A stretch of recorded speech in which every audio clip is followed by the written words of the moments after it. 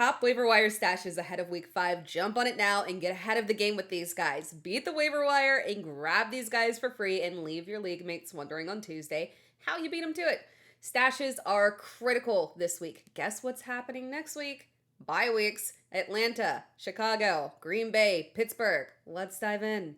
I'm not saying Jaxson Dart is going to ball out in this game. It is a difficult matchup and the odds of him being perfect are slim, but we have seen time and time again when rookie quarterbacks in awful situations, impossible situations, rise to the occasion and become locked in top 12 quarterbacks. And make no mistake, the Giants are in an awful situation. I personally didn't think that we would see Jaxson Dart until we got through the early juggernaut schedule, but clearly Brian Daboll doesn't think that he can last that long.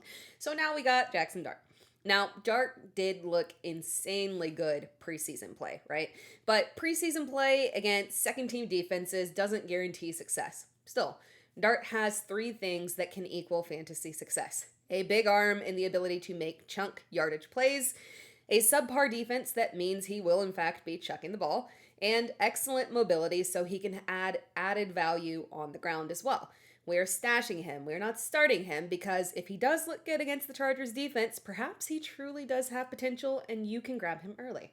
Fun fact, I drafted Oronde Gadsden in multiple leagues that are tight end premium and one that you must start 2 tight ends. I dropped Gadsden before last week's game because, well, he had been inactive 2 weeks in a row and more appealing options popped up on waivers. I had to go back, drop FAAB this week, and reclaim my little late round darling. I am telling you this because 1, I'm not perfect, and 2, it is critical that you know that we're not chasing random points here at tight end. I am a true believer in his talent. When it came to deep rookie tight ends to target in drafts, I liked several guys, but the 2 that I landed on in drafts were Oronde Gadsden and Harold Fannin Jr., so take that for what it is worth. Gadsden was finally activated last week with Will Dissly dealing with an injury, and he had a glorious debut with 5 receptions on 7 targets for 46 yards. He played very limited snaps, but it is very critical to note that he had the same number of snaps and routes as Tyler Conklin. Justin Herbert spoke about Gadsden this week and called him a guy that you can really trust. Jim Harbaugh spoke glowingly about Gadsden and said, there is more good to come. Now, there is a ridiculous amount of mouths to feed in this offense, so do not be shocked if this week is not as good as last week. Be patient. More patient than I was. Jaylen Warren was added to the Pittsburgh injury report with a knee injury. As of the filming of this video, Warren is expected to play, not official, but fantasy managers are prepping in case he is out. And do you know which Pittsburgh backup running back is the highest rostered? It's Caleb Johnson. Yes, the same Caleb Johnson that the Steelers made a healthy inactive last week. Now, healthy inactives do not mean that you cannot rise to the occasion when it comes to a starter going down with an injury. We literally just talked about it with Oronde Gadsden. But the problem is that the Steelers have trust issues with Johnson, and it is tough to get out of Mike Tomlin's doghouse. Kenneth Gainwell has been solid as a secondary option to Jaylen Warren, and he is very low rostered right now. If Warren didn't play, Gainwell would be the big beneficiary. But more than anything, if you were looking to roster the direct handcuff, like it or not, it is Gainwell. And also remember that the value in the Steelers' offense at running back is not coming from success on the ground, it is coming from receiving work from Aaron Rodgers. Gainwell has the clear edge as a converted receiver over Caleb Johnson. Again, Pittsburgh is on a bye week this week, but as a clear handcuff, it is worth a stash, especially if anything actually does go wrong with this knee injury that Jaylen Warren is nursing. I listed Burden in the waiver wires video this week, and I said it was more of a deep league ad because we cannot trust him consistently at this point. The Bears have multiple mouths to feed. The path forward is very difficult for Burden, but it is not impossible. Week 3 was very encouraging because Ben Johnson was literally going out of his ways to scheme up plays designed for Burton. Now again, it's not impossible for a wide receiver 3 to have fantasy relevancy in the right offense. Look at the Chargers.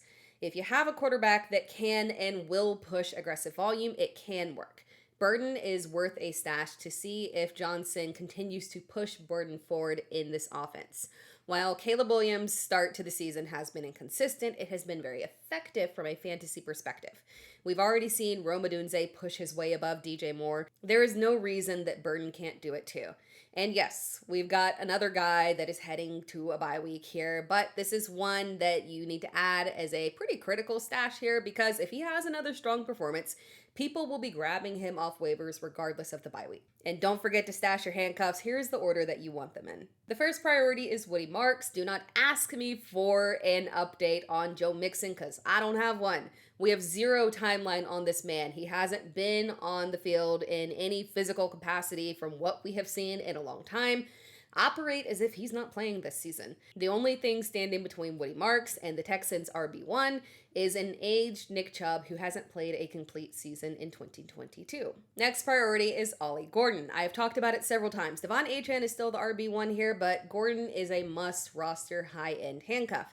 Gordon also showcased standalone value in week 3 with 9 carries for 38 yards and got a touchdown. Again, there is no threat to a big role change here, but we knew there was space for a back to play a complementary role to HN on the ground, particularly at the goal line, and Gordon might have that. And he is a clear handcuff roster here. Blake Corum's situation is very similar to Ollie Gordon. Corum is finally offering some standalone value. He has solidified himself as the handcuff in an offense that offers ample goal line opportunities. He's had excellent yards per carry. He's been successful at the goal line. And quite frankly, he looks like a completely different back than his 2024 version. And Kyle Monangai. Again, DeAndre Swift hasn't looked that good. Kyle Monangai has established himself as the clear handcuff. DeAndre Swift is still working through an injury, and the Bears continue to face lopsided matchups one way or another. All these things keep adding up to more opportunities for Monangai. He remains a solid stash. But before we close out this video, don't get mad at me for saying this, but I know he has been an incredibly inconsistent and frustrating receiver, but Christian Watson should be back after the Packers bye week. And while I do still prefer Matthew Golden, make no mistake about that, the reality is that we are not seeing Jaden Reed for a long time. Watson's recovery appears to have gone very well. Watson could become fantasy relevant again, and there is literally a very low cost of entry to rostering him. And by low, I mean low, like free if you grab him now. You could wait another week because of the bye, of course, but if the activation comes after the bye week, you might be facing a little competition and have to pay to get him on waivers. You can add him now if you've got room and just stash him for free. Thank you so much for watching this video. If you enjoyed the video, be sure to like the video and subscribe to my channel. You can find me across all social media platforms at It's Terra Time, so make sure that you're tuned in because I'm bringing you more fantasy football content all season long. Every single week, I've got you covered on waiver wire ads, live shows with Q&A where you can ask me questions live, and so much more.